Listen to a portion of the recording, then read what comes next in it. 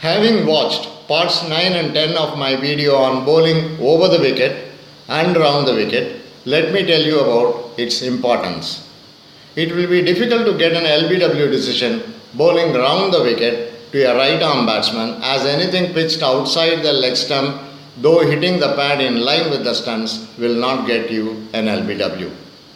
However, for a left-handed batsman, you should bowl round the wicket more to trouble him outside the off stump.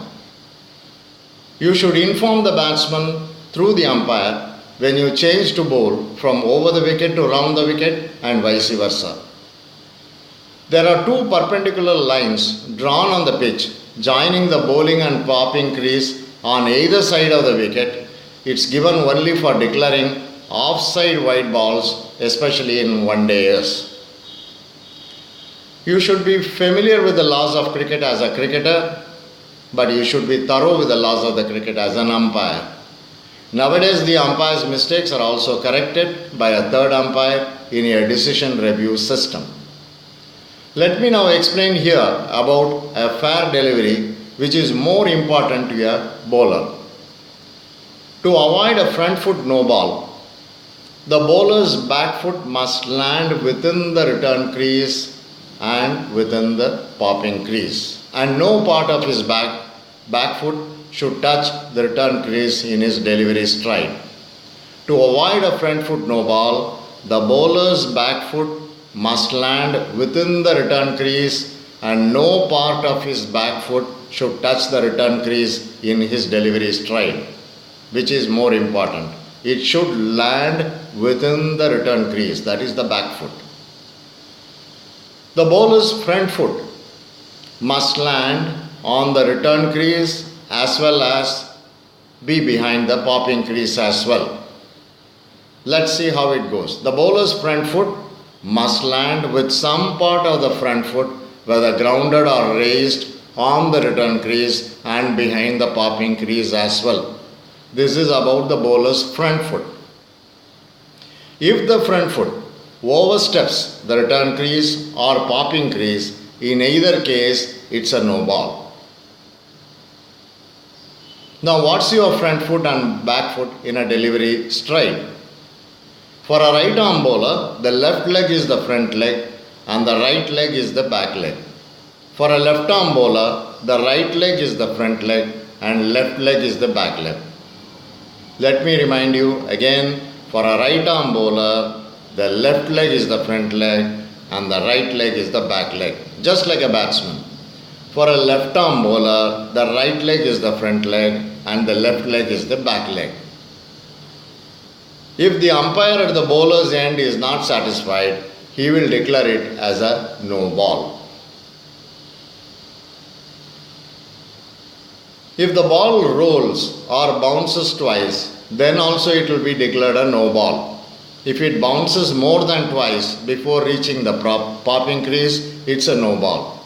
And also if the ball rolls along the ground before it reaches the popping crease, then also it's a no ball. So the no ball, in either case, when the ball bounces more than twice before it reaches the popping crease, it's a no ball. When the ball rolls along the ground before it reaches the popping crease, then also it's a no ball. A batsman cannot be declared out of a no ball unless under Law 33 for handling the ball, Law 34 for hitting the ball twice, Law 37 for obstructing the fielder and Law 38 for run out. If the ball after hitting your pad pops up and when the fielder runs in to catch the ball, you can't push him away. If you do so, you are obstructing the fielder. Again, if a batsman deliberately strikes the ball twice to gain runs, he can be given out. However, the batsman can knock the ball away from his stumps with the bat. What's a throw? When the bowler's arm has reached the level of shoulder in the delivery swing, the elbow joint should not be bent even slightly. If it is bent, the ball is a throw. Let me explain.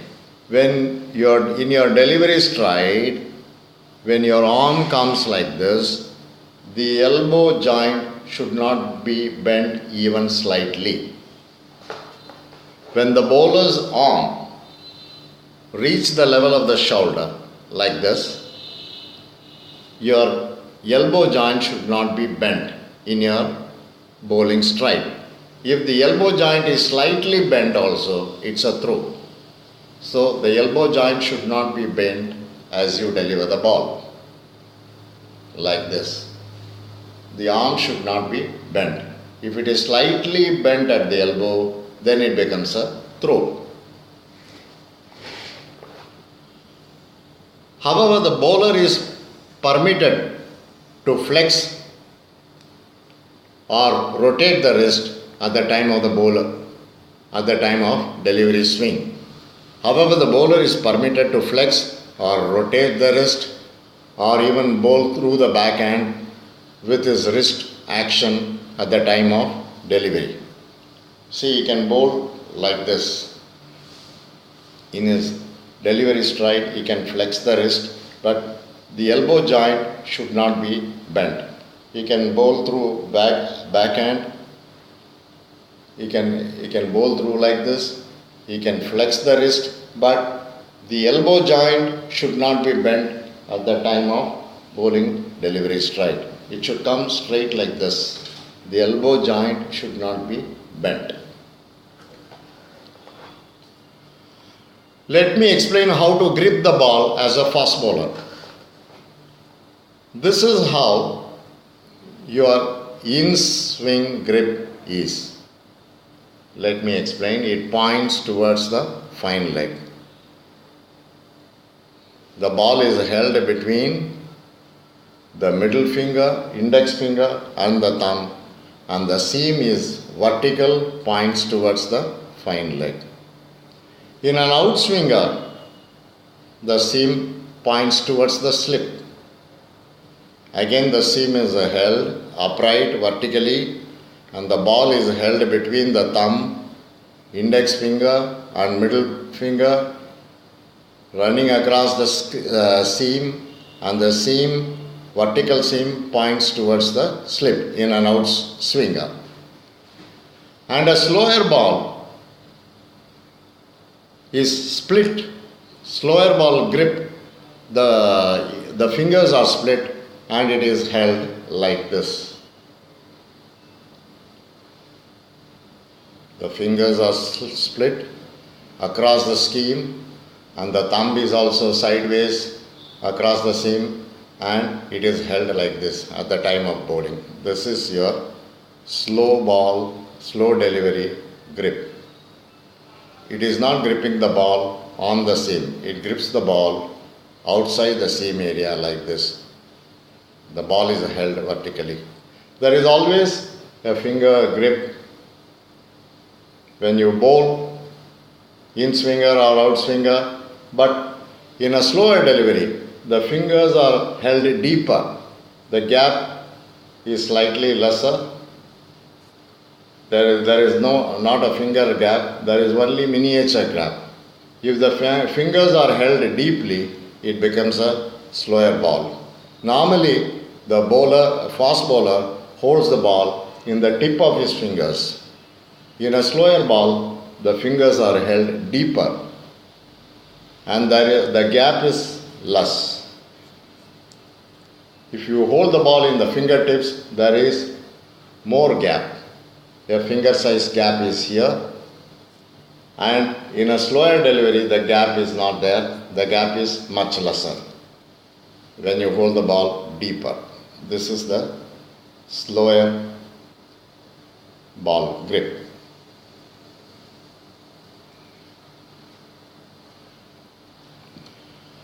And the slower ball is bowled in many different ways. You can bowl from the back of the hand at the time of delivery stride. You can bowl with split fingers across the seam like this, as I have told you. This way you can hold the ball and deliver. The ball is held deeper in the fingers. And you can also bowl like an off cutter. An off cutter is held this way between the thumb, the middle finger is on the seam, the index finger is on the seam, the middle finger is on the right hand side of your right hand side of the seam, and the thumb is holding the ball underneath. And when you bowl, you give clockwise rotation at the time of your delivery stride for an off cutter. Index finger is on the seam and the thumb is on the seam below, and the middle finger is on the right hand side of the seam vertically. This is how an off cutter is bowled. And a leg cutter is bowled in which the middle finger and the thumb is on the seam and the index finger is on the left hand side of the seam. And here you give an anti-clockwise rotation when you bowl at the time of delivery for a leg cutter. This is how a slower delivery is bowled, either with split fingers or as an off cutter or a leg cutter. Also, the ball is held in the palm instead of the fingers. This can be effective, but it is hard to disguise. The batsman will spot you. See, suppose the ball is held in the palm, closer to the palm. The palm touches the ball. Normally, your fast bowler holds the ball with the fingers and on the fingertips. You can hold it with the fingers deeper, and you can touch the palm also at the time of delivery. So this will slower the rotation of the ball, so it will be a slower delivery. As I told you, quick bowlers always hold the ball at their fingertips. Holding the ball deeper within the fingers slows the release of the ball. Also, there could be a reduction in the speed of action. See, when you charge in and you bowl, you swing your arm quickly and bowl a faster delivery. You swing your arm in a slow rotation to bowl a slower delivery. Also, the seam can be held. You can across. If the seam is held across, it will come as a slower delivery. Instead of holding it like this, you can hold it with a cross seam to bowl a slower delivery. So these are the many different ways in which a slower delivery is bowled. And let me tell you about some of the arm ball.